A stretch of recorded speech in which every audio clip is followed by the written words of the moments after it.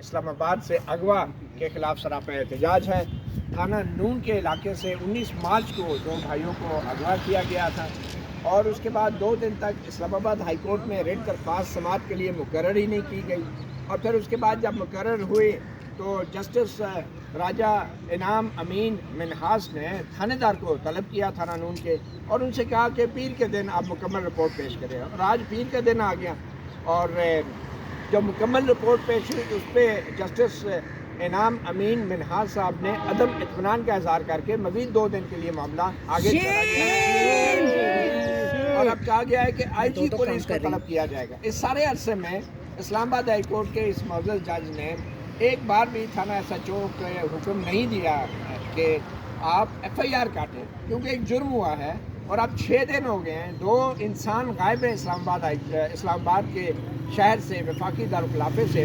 اور اسلام آباد high court کے جج صاحب جو ہیں وہ ابھی تک ایف آئی آر بھی نہیں کٹوا سکے، اور یہ بھی ریمارکس دیے گئے کہ ایف آئی آر کٹوانے کے لیے تو نیچے جو 22A کی درخواست ہوتی ہے ماتحت عدلیہ میں، وہاں پہ جانے کی آپشن بھی موجود ہے۔ یہ پہلے کبھی نہیں ہوا، آپ نے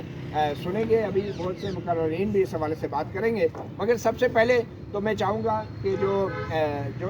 جو والدہ ہیں احمد نورانی کی، ان 2 بھائیوں کی والدہ ہیں، ان کے کچھ جذبات کو ہم جاننے کی کوشش کریں۔ جی، آج دوسری بار آپ اسلام آباد ہائی کورٹ میں پیش ہوئے ہیں،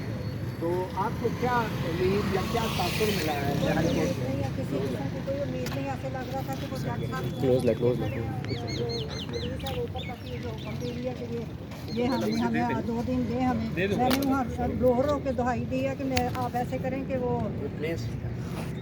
میں نے وہ دہائی دی ہے کہ آپ ہمیں آج کا دن دیں، آج بلائیں یا کل بلائیں، میرے بچوں کو اگر کچھ ہو جاتا ہے تو کون ذمہ دار ہے؟ یہ ہائی کورٹ ذمہ دار ہے یا یہ ریاست ذمہ دار ہوگی یا یہ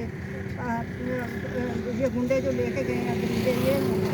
لیکن وہ انہوں نے کوئی آگے سے جواب نہیں دیا۔ بڑی بیچاری کرتی رہی ہیں، بڑی کوشش کی ہے کہ یہ دے دیں، بڑی چیخ کے بولی ہیں، لیکن انہوں نے نہیں کوئی بات سنی اور نہیں کچھ کا۔ مجھے نہیں لگتا کہ یہاں پہ انصاف ہے یا انصاف ملے گا۔ یہ تو یہی ہے کہ یہ جنگل کا بھی قانون مجھے لگتا ہے کہتے ہوئے شرم آنی چاہیے، کیونکہ جنگل میں بھی جا کے نا بندہ سپورٹ بھی اپنی خود کر لیتا ہے اور اس کے ساتھ لڑ بھی لیتا ہے جو حملہ کرنے آتا ہے۔ یہاں پہ جو حملہ کرنے آتے ہیں نا ان کو ہم نہیں مار سکتے، وہ ہمیں مار سکتے ہیں، یہ ہمارے سپورٹی والے ہیں۔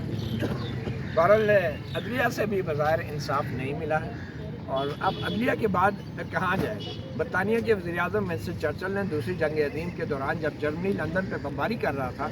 تو انہوں نے اپنے ایڈوائزر سے پوچھا کہ کیا ہماری عدالتیں انصاف کر رہی ہیں؟ تو ایڈوائزر نے کہا کہ بالکل ہماری عدلیہ آزاد ہے، انصاف کر رہی ہے۔ تو سر ونسٹن چرچل نے کہا تھا کہ پھر برطانیہ کو کوئی شکست نہیں دے سکتا۔ اس کے پیچھے بہت بڑا فلسفہ ہے۔ آج کی جو ہائی کورٹ میں کارروائی ہوئی ہے، سائرہ بشیر آپ بہن ہیں ان 2 بھائیوں کی جن کو اغوا کیا گیا ہے، احمد نورانی کی آپ سسٹر ہیں، تو آپ کو کیا آج اسلام آباد ہائی کورٹ میں دوسری پیشی کے موقع پہ تاثر ملا کہ کیا عدالت سے کوئی انصاف ملے گا؟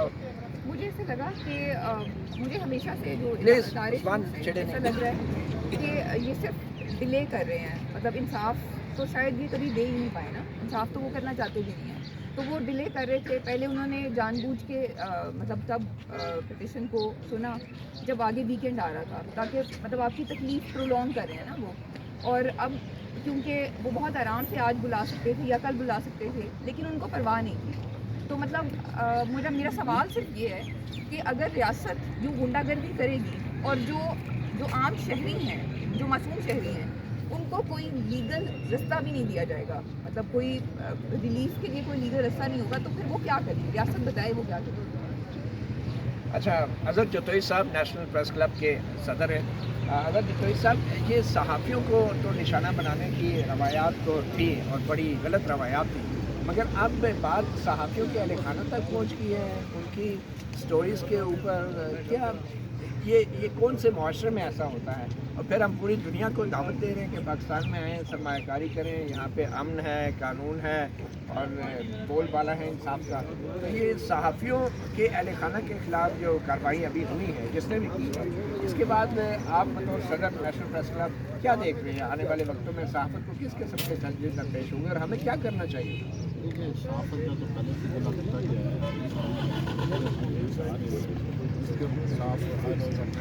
ہوتے ہیں तो इस तरह के इकदाम की पहले से अहम हिमायत की जा सकती है, नाम और हिमायत की जाएगी। तो हम इसी ये डिमांड कर रहे हैं, ये मुतालबा कर रहे हैं कि कानून और आइन बुनियादी चीज़ें उसी के ऊपर स्वेट चलती है, उसी के ऊपर ये सारे इकदाम होने चाहिए। अगर उसके एंटी जो काम हो रहा है तो उसकी नाशर मुकम्मल करते हैं, उनकी ये डिमांड करते हैं जिन लोगों ने भी ऐसा काम किया है उनके खिलाफ इकदाम होने। ईमान मज़ारी एडवोकेट, आप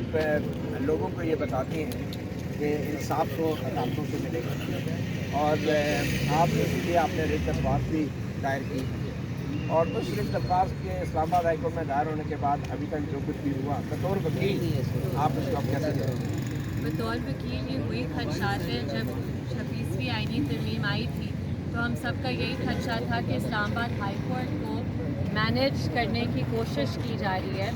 और वही अब कोशिश नज़र आ रहा है कि कामयाब हो गई है कि इस्लामाबाद हाई कोर्ट को मुकम्मल तौर पर मैनेज कर लिया है कि तीन दिन पहले कभी इतने मिसिंग पर्सनस केसेस करने के बाद मैंने देखा कि इस केस में 3 दिन लगे रिट दरखास्त लगने के लिए।